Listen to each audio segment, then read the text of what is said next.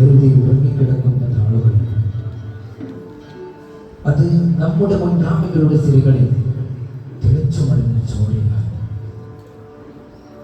കടൽ കടന്നുവന്ന വിദേശികൾ നമ്മുടെ നാടിന്റെ സമ്പത്ത് കൊള്ളയടിക്കാനും നമ്മുടെ ജനങ്ങളെ അടിമകളാക്കാൻ ശ്രമിച്ചപ്പോൾ മതപഠനം പള്ളിക്കൂടിൽ മാത്രം ഒതുക്കിയിരുന്നവാണ് ഇവിടുത്തെ പണ്ഡിതന്മാർ തയ്യാറായിരുന്നു. പകരം അവർ മെഹ്റാബുകളിൽ നിന്ന് സമൂഹത്തിന്റെ പൊള്ളുന്ന യാഥാർത്ഥ്യങ്ങളിലേക്ക് ഇറങ്ങി വന്നു. അനീതിക്കെതിരെ അവർ ഗർജിച്ചു.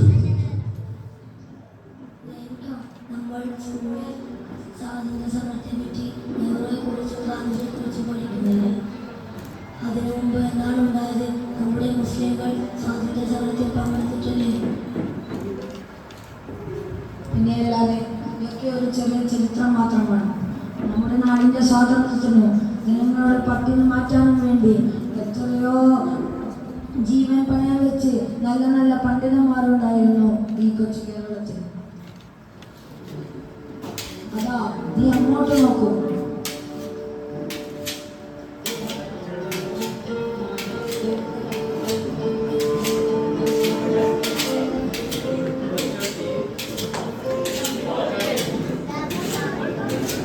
പോർച്ചുഗീസുകാരുടെ പീരങ്കികൾക്ക് മുന്നിൽ അറബിക്കടൽ നിലച്ചുനിൽക്കണം.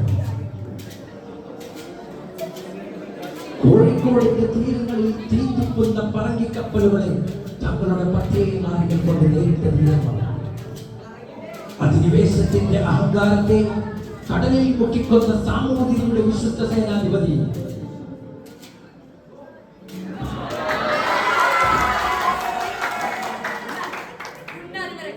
പറങ്കികൾ വന്നാൽ നെഞ്ചുകൊണ്ട് നേരിടാനാണ് എന്റെ മതം എന്നെ പഠിപ്പിച്ചത്.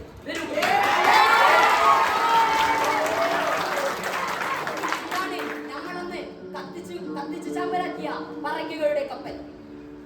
നമ്മളന്ന് കത്തിച്ചത് അവരുടെ കപ്പൽ മാത്രമായിരുന്നില്ല, അവരുടെ അഹങ്കാരത്തെ കൂടിയായിരുന്നു.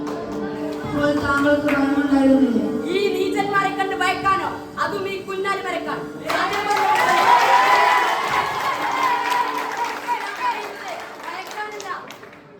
ജയിക്കാനാണ്. നീ അങ്ങോട്ട് നോക്കൂ, നമുക്ക് അവിടത്തേക്ക് പോകാം.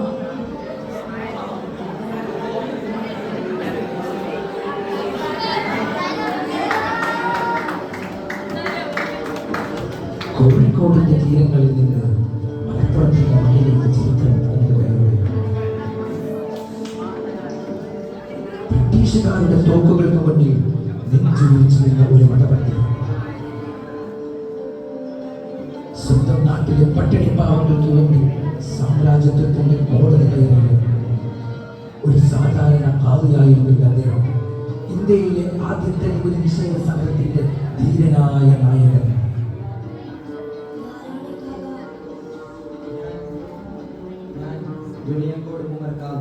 എന്റെ നാട്ടിലെ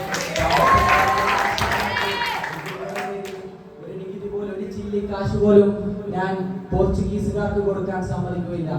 ഞാനും എന്റെ ജീവൻ പോയാലും ശരി, ഞാൻ അവർക്ക് ഒരു ചില്ലി കാശ് പോലും നൽകുകയില്ല. ഞാൻ അവരോട് ചോദിക്കുകയുണ്ടായി, ഇത് നിങ്ങളുടെ മണ്ണാണോ, അതോ ഇത് നിങ്ങളുടെ നാടാണോ, നിങ്ങൾ ഏർപ്പൊളിച്ചതാണോ, പിന്നെ എന്തിനാണ് നിങ്ങൾക്ക് നൽകണം? അപ്പോൾ താങ്കളെ ജയിലിലടച്ചില്ലേ? ശരിയാണ്, എന്നെ ജയിലിലടക്കപ്പെട്ടു. പക്ഷേ ജയിലിലടക്കപ്പെട്ടത് എന്നെയാണ്, അല്ലാതെ എന്റെ ആശയത്തെയും എന്റെ ഈമാനെയും അല്ല ജയിലിലടക്കപ്പെട്ടത്.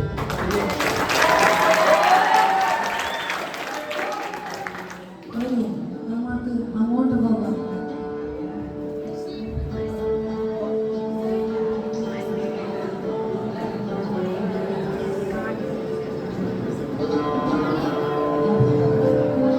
തുപ്പാക്കികൾക്ക് മുന്നിൽ വിറങ്ങലിച്ചു നിന്ന ഏറനാടൻ മക്കളമാർക്കും അവർക്കും ഒരുപോലെ ആശ്വാസമായ ആത്മീയ വെളിച്ചം.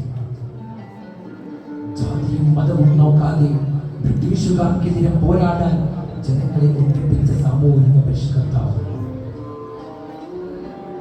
വാളുകൊണ്ടല്ല, അറിവുകൊണ്ടും സ്നേഹം കൊണ്ടും ജനഹൃദയങ്ങൾ കീഴടക്കിയ മഹാത്മാവ്. ഞാൻ സയ്യിദ് മമ്പുറം ആലമി തങ്ങൾ. വിദേശികൾ ഇവിടെ വന്നത് നമ്മളോട് പോരിടാമെന്നത് തോക്കുകൾ ഉപയോഗിച്ചല്ല, മറിച്ച് നമ്മൾക്കിടെ ഭിന്നിപ്പുണ്ടാക്കാനാണ്. മുസ്ലിം മാപ്പിളയും ഹൈന്ദവനായ ചെറിയ ജാതിക്കാരനും ഒരേ സ്റ്റേജിൽ ഒരേ വരിയിൽ ഹൈന്ദവനോടും പറങ്കികളോടും പോരടിക്കാൻ നിൽക്കണമെന്ന് ഞാൻ നിങ്ങളോട് ആവശ്യപ്പെട്ടു. ഞാൻ അവരോട് ആവശ്യപ്പെട്ടു. അതുകൊണ്ടാണ് നമ്മളെ എല്ലാവരും വിദേശിക്കുന്നത്. മകനെ, മതം എന്നത് മനുഷ്യനെ ഭിന്നിപ്പിക്കാനല്ല പഠിപ്പിക്കുന്നത്, മറിച്ച് മനുഷ്യനെ ഒന്നിപ്പിക്കാനാണ്. വിശക്കുന്നവരോട് അവരുടെ മതം ചോദിക്കാനോ ചോദിക്കാതിരിക്കരുത്. മാത്രമല്ല, ആരെങ്കിലും പ്രയാസപ്പെട്ടാൽ അവന്റെ കൂടെ നിൽക്കണം, അവന്റെ മതം അന്വേഷിക്കരുതെന്നാണ് പ്രവാചകൻ നമ്മെ പഠിപ്പിച്ചിട്ടുള്ളത്. എന്നെ ഈ വാക്ക് കേട്ട് മുസ്ലിമും ഹൈന്ദവനും ക്രിസ്ത്യനും ഒരേ എതിരെയിൽ ഒരേ മനസ്സോടെ പറങ്കികൾക്കെതിരെ പോരടിച്ചപ്പോഴാണ് നമ്മുടെ ഈ മണ്ണ് സ്വതന്ത്രമായത്. അതാണ് നമ്മുടെ യഥാർത്ഥ ശക്തി.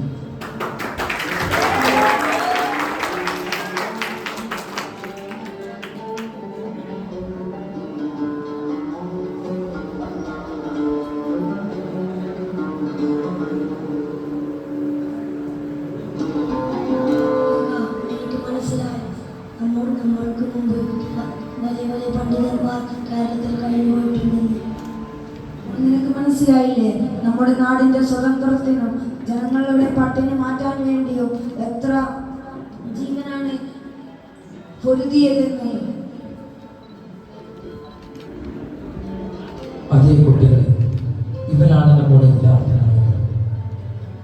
അവർ പള്ളിക്കുള്ളിലിരുന്ന് ഇരുട്ടിലിരുന്ന് പ്രാർത്ഥിക്കുക മാത്രമല്ല ചെയ്തത്, സമൂഹത്തിന്റെ ഇരുട്ട് മാറ്റാൻ അണയാത്ത വെളിച്ചമായി മാറുകയും ചെയ്തു.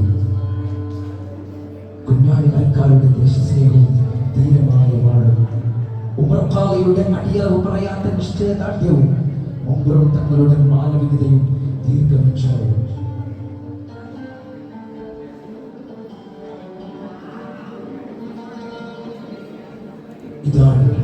ഇത് മാത്രമാണ് കേരളത്തിലെ ഇസ്ലാമിക വിദ്യാഭ്യാസത്തിന്റെ യഥാർത്ഥ തുടക്കം.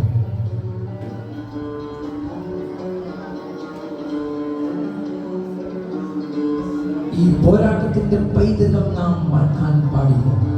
സാമ്രാജ്യത്വത്തെ ഒട്ടുകുത്തിച്ച ഈ മുൻഗാമികളുടെ ചരിത്രം നാം ഒരിക്കലും മറക്കാൻ പാടില്ല.